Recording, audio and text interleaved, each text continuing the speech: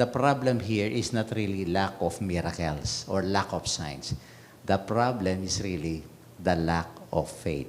Because these people who were asking the Lord for sign, no? We wish, sabi niya, to see a sign. Give us sign.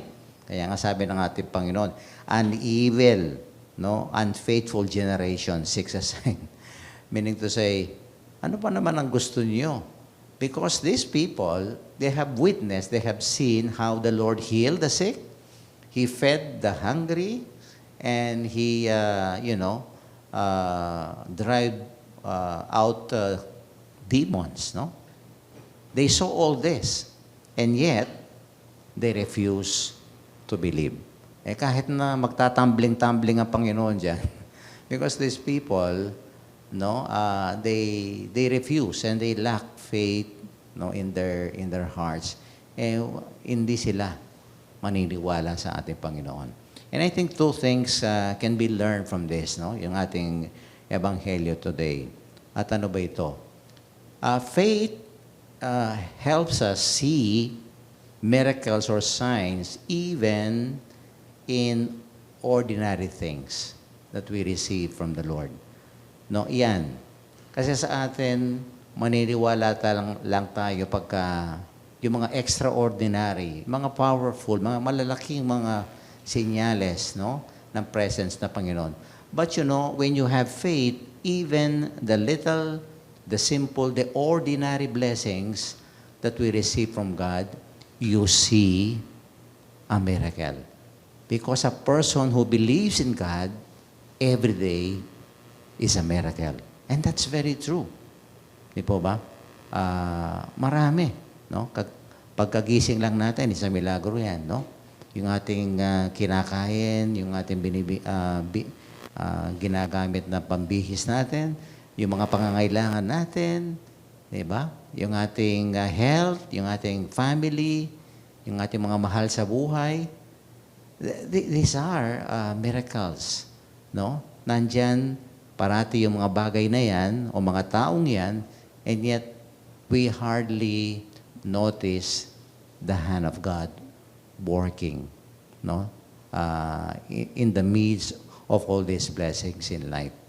Yan ang kuminsan nangyayari sa atin. Pagka wala tayong pananampalataya, no? Wala tayo talagang magkikitang milagro na nandyan na. No? But we hardly notice them because we lack faith.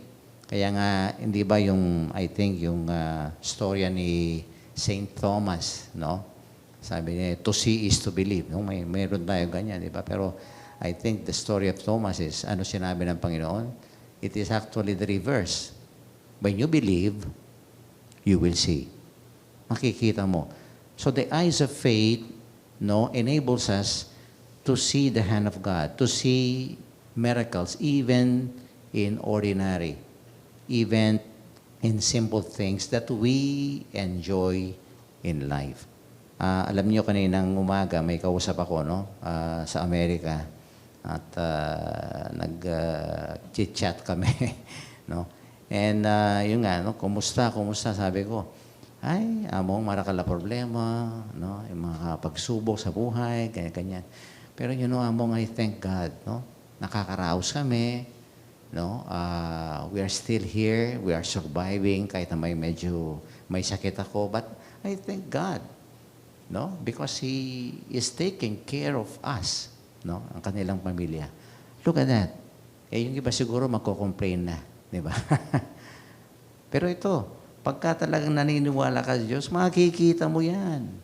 Kaya there is no need for more signs, no, to people who believe in the Lord. No? Ayan ang isang punto rito. And second, you know, faith is really, we cannot prove faith by asking more signs from God. It is not that, no? It is not asking from God more blessings, more graces. But I think we see faith and we attribute, no, the movement of faith when, no, we respond, no. Kasi sagot ang pananampalataya. It is a response for the miracles that are already here. Nandiyan na. Pero ano ba yung sagot mo? Kung minsan kasi sabi na sa ating sinasabi natin sa Panginoon, we request, Lord, give me a miracle so that I will change. Marami sa atin ganyan. Magbabago lang ako pag nakita ko may milagro, may sign. Baliktad. Sabi ng Panginoon, no, bibigyan tayo ng Panginoon sana ng pananampalataya, no, sa mga, ito nga, makikita natin ang mga signs na nandito na sa harapan natin. Nandito na at we are trying to enjoy in our life. And that's very true.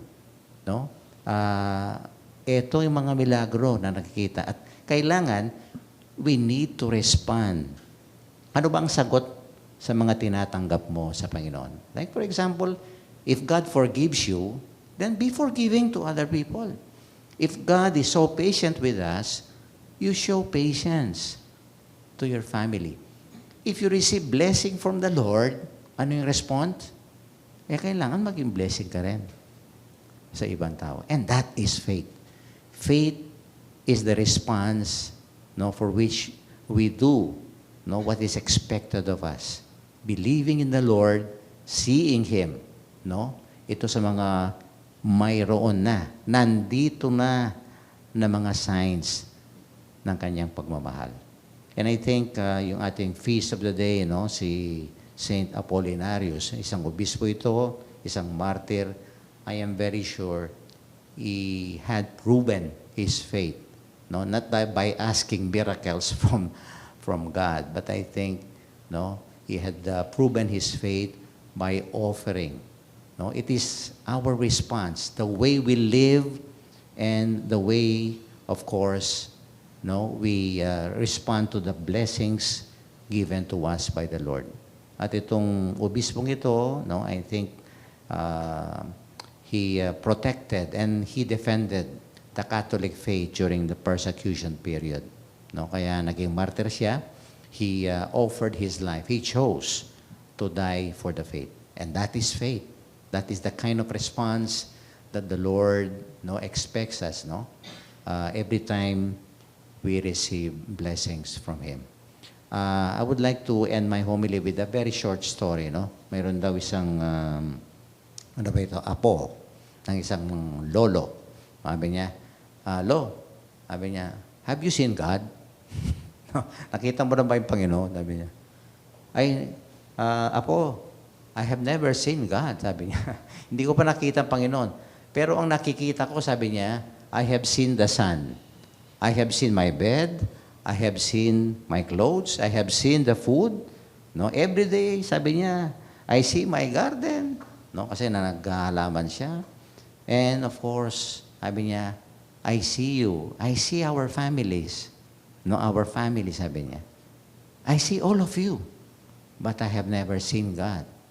But I have seen all these things He is giving me.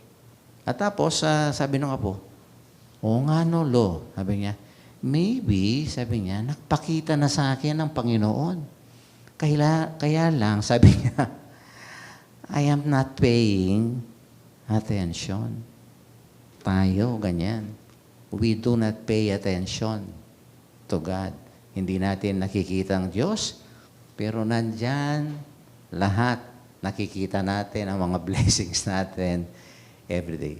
And all this, they prove the hand of God working in our lives. So believe, be a person of faith, so that every day will be a miracle to all of us. Amen.